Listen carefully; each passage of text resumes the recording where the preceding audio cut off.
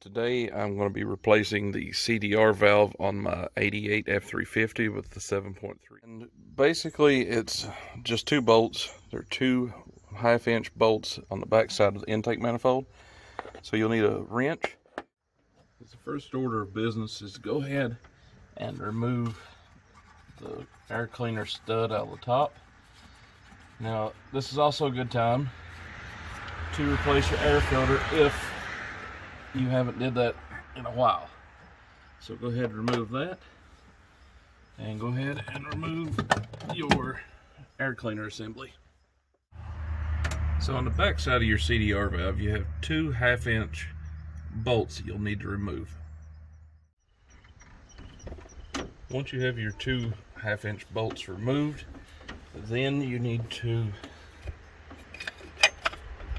basically pull out just a tad and slowly work your CDR valve up.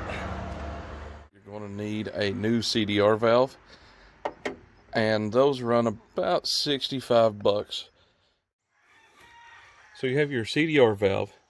On the back side you have your grommet that was just removed. That should be replaced. And then you have this little tube that can be switched over from this one to that one.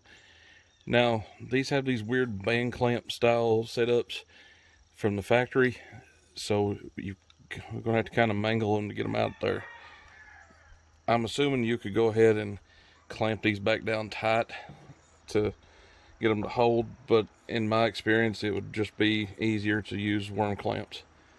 So slide this up, get it to where it'll come off of this flange here, transfer it over with this right here, and then you're good to go.